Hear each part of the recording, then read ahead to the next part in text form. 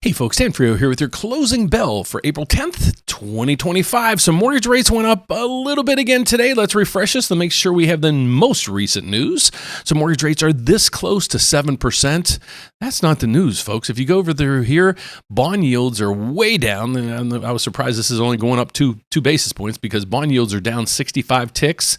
We got the equity markets just red all the way across the board. But the bad news behind all this is the economic news we had today was nothing but good news that we have there. But when you see the markets just like this, and this is the headline, stocks crash, Dow Jones down over 1,000, Trump trade wars is now all about China, 30-year bond auction abates worst fears ever, China knows Trump's breaking point. This is all you see, and it's like that's just what you get blasted with on mainstream media. So let's take all this stuff and figure out what in the world is going on with these things, because my goal here is to help you guys understand mortgages and real estate, because my title here is what I do for a living is I'm actually a mortgage loan officer. I'm licensed in all 50 states, and my slogan is one application, one credit pool.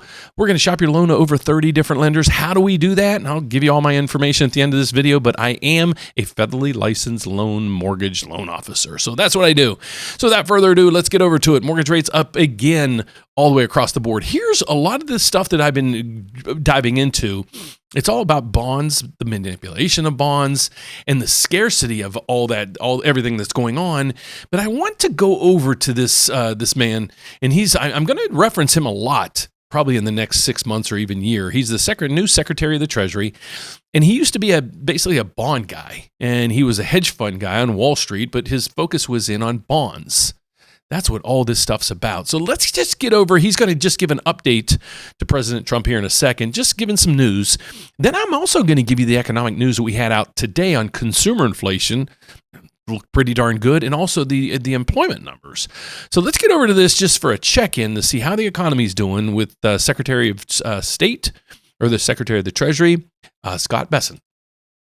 Bessent is speaking in the cabinet meeting. Let's listen in. Jameson at USTR, and we're putting a process in place. And as you said, you're going to be part of the negotiations too. I've had these countries call me up and Secretary Bessent, we're happy you're going to be negotiating. Well, President Trump's going to be involved too. So, bring your best deal on the budget. It's moving quickly in the House and the Senate, thanks to your leadership. We're also going to have debt ceiling in there, so we're going to get an increase in the debt ceiling. And that will be the done and dusted for part of the bill that we just got to vote on today. Part of the bill. It'll be done and dusted for 2 years. We won't have to worry about that. And then I gave a speech yesterday to 1,400 small and community bankers, and they were so happy to hear from your administration. And I told them Wall Street's done great for the past 4 years, 10 years, 20 years. It can continue doing great, but it's Main Street's turn now. And it's those small bankers through deregulation, through emphasis on Main Street, your Main Street agenda, bringing back jobs, that is going to power the smaller communities. And then finally, the bond auction went very well yesterday. We had a lot of foreigners show up as the support, showing that the U.S. is still the best place to invest. The inflation report, as you said, was quite good. And energy prices are down more than 20% since January 20th. Amazing. That's great. Very good. Good numbers. Great number. Thank you. Pam? President, we've had some great. Was the Treasury Secretary speaking in the cabinet meeting and talking about how negotiations with the Vietnamese are underway? He said we're putting the process in place for negotiations, and that he and the Vietnamese Deputy Prime Minister have agreed to begin formal discussions on reciprocal trade between the United States and Vietnam. That was actually a Treasury Department statement. But Vietnam has, of course, been one of the flashpoints here as countries that had shifted their supply chains there were surprised to find themselves facing these big tariffs. In fact, Steve, let me just turn back to you to kind of finish the thought on where we were. Should we go to Rick first? All right, let's do that. 1 second. Okay. 30-year auction, top of the hour. Obviously, all eyes are on bond yields. And Rick, let's bring you in with the results of that. How'd it go? Yeah, it went very, very well. We just heard the Treasury Secretary bragging about yesterday's 10-year auction. Today's 30-year, well, technically 29-year, 10-month auction went every bit as well. The yield was 4.813. What's notable there, and what gets the biggest grade markup, and this was an A as an apple, is that it was 2.5 basis points below the when issued market. Lower yield equals a higher price. The government was the seller. You heard me say that many times. So back to back, very, very well received auctions. Now, if we pick some of the metrics, one that jumps out at me is that the dealers took a little over 12%. The 10 auction average is 15%. All the metrics were good. And as you see, yields moving lower, led by the long maturities. That's very fascinating today because most of the action I'm buying has been in the short maturities, like 2-year, 3-year, 5-year. The long-dated Treasury yields, for the most part, have been higher all day, but they are now starting to come down a bit. It's going to be very interesting, Kelly and Steve, to see how we relink with what's going on with equities. I'll stop him there because after this report came out, this is basically what happened with the MBSs. The market just plummeted from right through there. So you can see right through here, it was kind of a down day a little bit. Then when the bond auction took place, it was kind of down, down, down and away. And all these bubbles today, those are bad news, folks. That means mortgage rates are going up with these lenders. So as you see these bubbles on the way down, you can see where it says worse, worse, worse, worse, worse. Remember yesterday, there was good, good, good, good, good. See right through here. So we get alerts when things get better. We get alerts when things get worse. And I also track tons of other things in the background. So the anomaly today was weird. Okay, I'll put it that way. So the numbers we had out today, like they were saying, yesterday's bond auction, fantastic. And then we were waiting for the inflation numbers. And my biggest concern was if inflation comes in, I'll even say in line of what was possibly expected, that might not be good enough because we know tariffs are coming in. We know they're inflationary. So a number of less than, what was expected, it was what was preferred because we're saying, okay, if it drops down and even, we know tariffs are inflationary, but if it keeps coming down and when we add the inflation back, let's say it's sticky, I think you get my point. If we go from, let's say, for example, we were at 2.8 right through here. Let me move my head for 1 second just to explain some numbers to you. So here was my thought. The core CPI month over month, we're going to go through these numbers right through here. Well, let's just go to the year over year. It was at 2.8 before. They were expected at 2.5. So I came in yesterday and said, well, if this comes in at 2.5, I don't know if that's going to be good enough because once inflation or the tariffs hit, will it push us right back to here? And then it's like, okay, did we make any progress? Well, it'd be nice if we even if we add the tariffs back or we were at 2.8, we're back to where we were versus a worse situation. I hope you follow me on that. So the expectations were we go lower like we did. So we go to 2.8 to 2.4.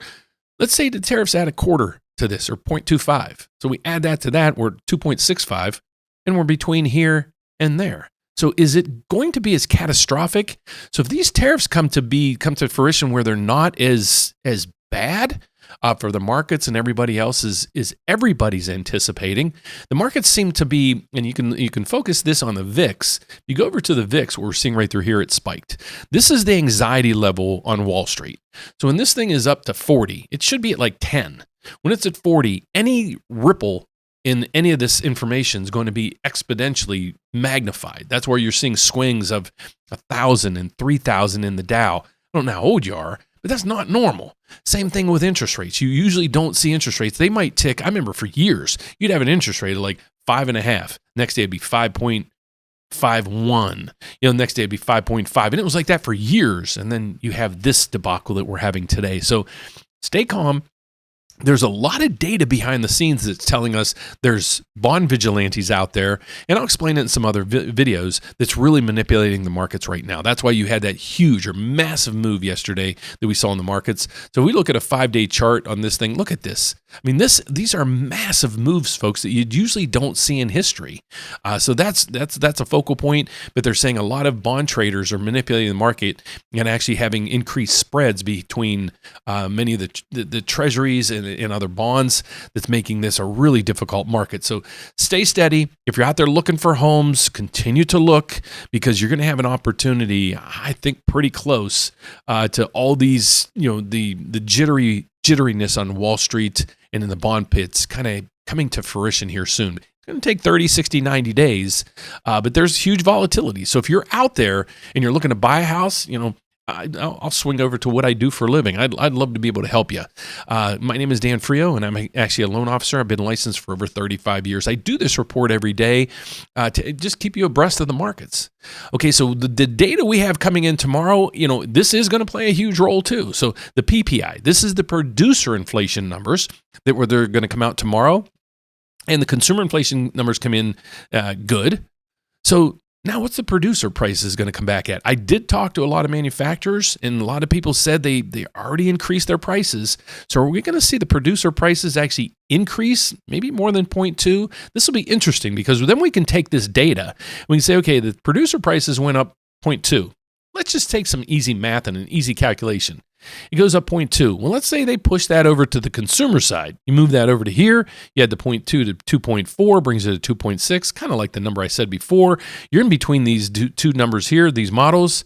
Maybe it won't be so bad. So we're going to focus in on how the PPI comes in tomorrow, producer inflation, and that's our report for the day. But basically, when you look at mainstream media and all you see is just bad, it gets to your psyche after a while. So I'm here to just provide you the truth and kind of what's behind the scenes that making all this stuff tick. So let's get over to the CME FedWatch tool to see when the Federal Reserve is meeting. They're meeting in 26 days. What are they going to do? Well, I'll just scroll down real quick, and there is a 75% chance or probability that they're going to do nothing. Yes, nothing at the next meeting because the federal funds rate is 4.25 to 4.5, but they are saying there's over a 60% chance they're going to cut at the June meeting. So only time's going to tell.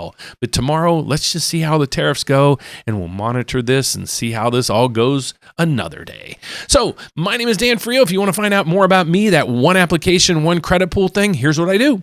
I'm a federally licensed mortgage loan officer, and the federal bank I work at is licensed with 33 other lenders. What that means to you is you don't have to call 30 other banks or 5 other banks to get quotes. You can do it all right here, and I'll be your loan officer throughout this whole transaction. Just go to therateupdate.com. You can put in your application right over my head. It is the one that says apply now. Some people are putting in contacts and some information in there. You can. I've missed some of those emails because they email to me. But if you want to get the ball rolling, please hit the apply now button or schedule a consultation. You can do that right through here. You can even call us. Here's our 800 number right through there. If you're a homeowner and a new home buyer, got 2 great videos for you. Got a Home Buying 101. It's down in our website right now. You can check out that. It basically teaches you from square one of even monitoring your credit to the keys in your pocket. But if you're a homeowner right now and you want me to monitor rates for you because they're all over the map, go to our Rate Watch tool. You're just going to click this. It'll show you a quick little video of what it's all about. We do not sell your data, folks, so this just goes in our database.